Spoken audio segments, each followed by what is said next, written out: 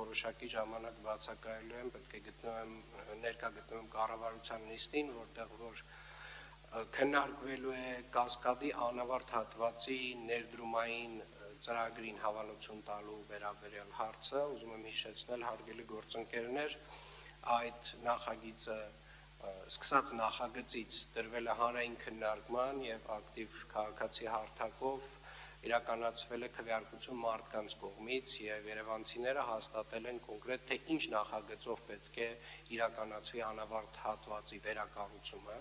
Անավարտ հատվածում Երևանի քաղաքապետարանի համար կառուցվելու է մոտ 36,000 քառակուսի մետրանոց կոմպլեքս, որը որ մոտավորապես ունենալու է 1000 տեղանոց հանդիսությունների եւ երաժշտական դահլիճ, ունենալու է թանգարանային հատված, տարբեր հասարակական հատվածներ, ամբողջ տարածքը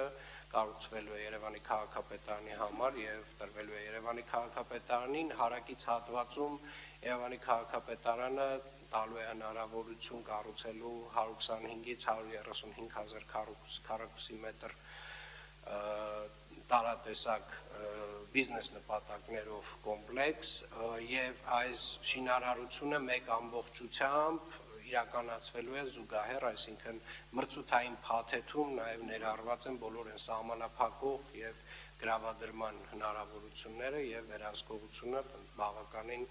խրթին եւ խիստ է մեր կողմից դրված եւ շատ հուսով եմ, որ մենք մոտ 4-5 տարում արդեն վերջնական այդտեղ կունենանք ավարտական Կասկադի